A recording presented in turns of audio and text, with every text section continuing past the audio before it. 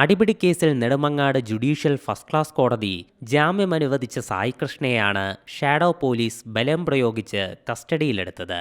ബോണ്ടിൽ ഒപ്പുവയ്ക്കുന്നതിനായി കോടതിയിൽ നിൽക്കുമ്പോൾ പിടികൂടിയ പ്രതിയെ ഇടനാഴിയിലൂടെ പോലീസ് വലിച്ചിഴയ്ക്കുകയായിരുന്നു. ഇത് തടഞ്ഞ പ്രതിഭാഗം അഭിഭാഷകൻ അലിഫ് കാസിമിനെ പോലീസ് കയ്യേറ്റം ചെയ്തതായും ആരോപണമുണ്ട്. തലയ്ക്ക് പരിക്കേറ്റ ഇയാൾ സർക്കാർ ആശുപത്രിയിൽ ചികിത്സ തേടി. വട്ടിയൂർക്കാവ് ക്രൈം 135/24 നമ്പർ കേസിലെ ഒന്നാം പ്രതി സായികൃഷ്ണയും മറ്റും ബഹുമാനപ്പെട്ട കോടതിയിൽ സറണ്ടർ ചെയ്യുകയും ബഹുമാനപ്പെട്ട കോടതി അവർക്ക് ജാമ്യം അനുവദിച്ച് ഉത്തരവായിട്ടുള്ളതാണ്.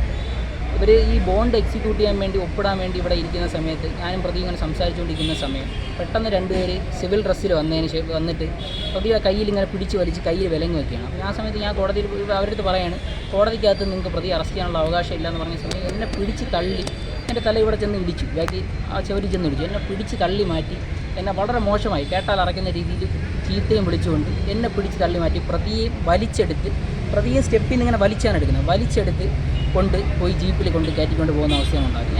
ഞാൻ ജീപ്പ് വരെ ഞാൻ കൂടെ പോയി പ്രതിയെ അറസ്റ്റ് ചെയ്യാൻ പറ്റില്ല എന്ന് പറഞ്ഞാൽ, കാരണം പ്രതി കോടതിയുടെ കസ്റ്റഡി ഇരിക്കുന്ന പ്രതിയാണ്. പ്രതി ബോണ്ടിൽ ഒപ്പ് പോലും വെച്ചിട്ടില്ല, മറ്റൊരു കേസ് അഡ്വാൻസ് ചെയ്ത കേസ് വിളിച്ചിട്ടില്ല. അഭിഭാഷകർ കൂട്ടത്തോടെ പ്രതിഷേധിച്ചെത്തിയതോടെ കോടതി മന്ദിരത്തിന് മുന്നിൽ SP-യും DYSP-യും അടക്കം വൻ പോലീസ് സംഘവും നിലയുറപ്പിച്ചു. ഇതോടെ 3 മണിക്കൂറോളം കോടതിയും പരിസരവും സംഘർഷഭരിതമായി.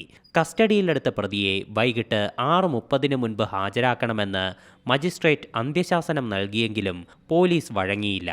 ഇതേ തുടർന്ന് 6:45 പ്രത്യേക സിറ്റിംഗ് നടത്തി പോലീസുകാർക്കെതിരെ കേസെടുത്ത ശേഷമാണ് കോടതി പിരിഞ്ഞത്. അതേസമയം പ്രതിയുടെ അറസ്റ്റ് രേഖപ്പെടുത്തിയിട്ടില്ലെന്നും ഇയാളെ കോടതി വളപ്പിൽ തന്നെ ഇറക്കി വിട്ടെന്നുമാണ് പോലീസിന്റെ വാദം.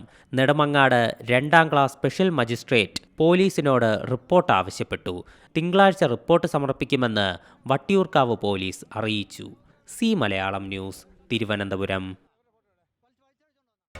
പുതിയ വാർത്തകളും വിശേഷങ്ങളും ഇനി വിരൽ തുമ്പിൽ. എല്ലാ ഡിജിറ്റൽ പ്ലാറ്റ്ഫോമുകളിലും ഇപ്പോൾ മലയാളം ന്യൂസ് ലഭ്യം.